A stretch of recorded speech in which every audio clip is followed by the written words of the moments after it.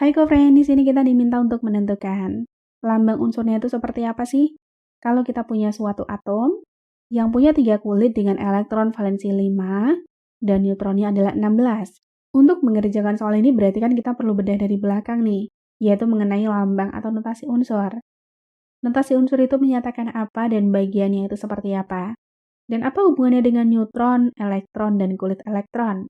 Berbicara mengenai notasi unsur, kita simbolkan seperti ini. Ada X, A, dan Z.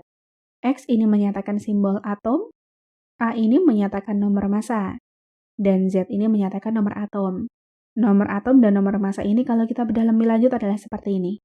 Nomor atom itu menyatakan jumlah proton, nomor massa menyatakan jumlah proton dan neutron. Nah, lalu pertanyaannya di sini elektronnya itu bagaimana? Jumlah elektron bisa kita tentukan salah satunya. Kita harus melihat dulu nih muatan atomnya itu bagaimana. Apakah netral, ataukah bermuatan positif atau negatif? Karena jumlah elektronnya berbeda. Karena di sini kita berbicara mengenai atom yang netral, maka jumlah elektron itu akan sama dengan jumlah proton. Berarti untuk menentukan lambang unsur, kita perlu mencari nih jumlah proton dan juga neutronnya. Untuk bisa menentukan nomor massa dan juga nomor atom. Jumlah neutronnya sudah ada, lalu bagaimana protonnya? Di sini diketahui elektron valensi dengan kulit elektron. Ingat, elektron valensi ini menyatakan elektron pada kulit terluar, yang berarti nanti ada hubungannya dengan kulit elektron. Sehingga dari dua informasi ini kita bisa menentukan apa? Kita bisa menentukan konfigurasi elektronnya. Konfigurasi elektron apa? Konfigurasi elektron berdasarkan kulit atom, atau menurut teori Bohr. Maka untuk menentukan jumlah elektron pada tiap-tiap kulit, kita harus bahas terlebih dahulu nih konsep dasar mengenai konfigurasi elektron berdasarkan kulit atom ini. Prinsip dasarnya adalah seperti ini. Ini adalah model atom yang digagas oleh Bohr.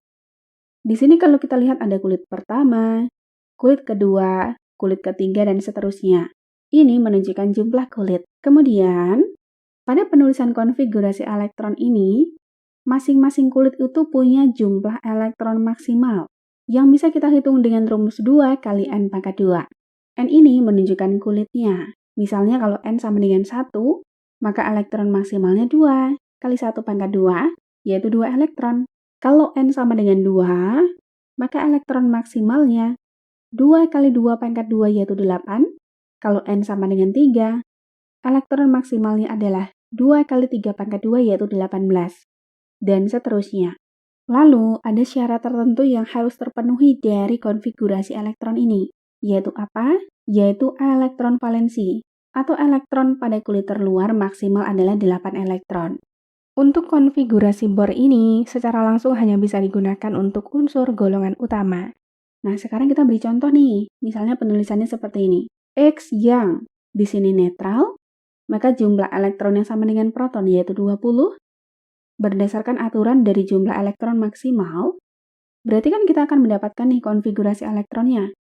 Kulit pertama 2 elektron, kulit kedua 8 elektron. Kulit ketiga, kalau kita lihat, berarti 20 dikurangi 2 dikurangi 8, masih ada 10 elektron. Ini masih di bawah jumlah elektron maksimal pada kulit ketiga. Seharusnya kan bisa nih, tapi ternyata 10 ini juga berfungsi sebagai elektron terluar atau elektron valensi. Maka ini belum mengikuti syarat maksimal dari elektron valensi yaitu 8. Sehingga konfigurasi ini kurang tepat. Maka 10 ini harus kita pecah. Dipecah menjadi berapa? Kulit sebelumnya itu maksimal adalah 8. Maka kita pecah menjadi 8 dan sisanya adalah 2. Berarti X dengan nomor atom 20 konfigurasi elektronnya 2882. Oke, dari konsep yang telah kita jabarkan, berarti kan kalau kita punya komposisi suatu atom dengan jumlah kulit 3 dan elektron valensi 5, maka kita akan mendapatkan konfigurasi elektron berdasarkan kulitnya adalah seperti ini. Berarti di sini ada 3 kulit, kemudian kulit ketiga dengan elektron valensi adalah 5, kita isi.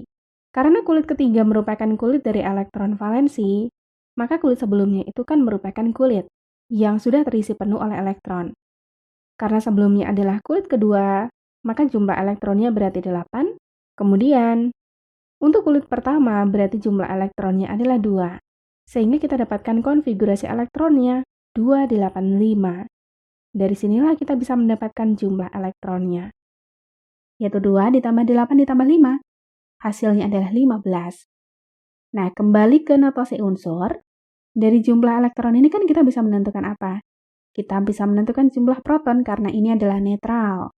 Sehingga karena jumlah elektron sama dengan proton saat netral, maka kita mendapatkan jumlah protonnya adalah 15. Dan ini menyatakan nomor atom. Nah, sehingga dari sini kita nanti akan mendapatkan lambang unsurnya. Nomor masanya berarti proton ditambah neutron, kita pun akan mendapatkannya, yaitu 15 ditambah 16. Hasilnya 31. Sehingga kesimpulan akhirnya, suatu unsur dengan nomor atom 15 dan nomor massa 31.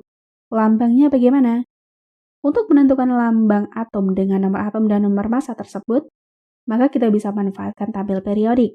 Kita lihat nih, atom mana yang punya nomor atom 15 dan juga nomor massa 31.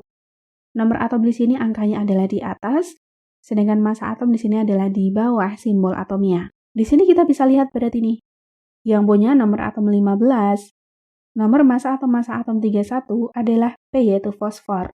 Karena di sini massa atom kalau kita bulatkan menjadi 31 ya, sehingga dapat kita simpulkan bahwa lambang unsurnya akan menjadi seperti ini, yaitu fosfor atau simbolnya adalah P, punya nomor massa 31 dan nomor atomnya 15. Terima kasih, sampai jumpa di pertanyaan selanjutnya.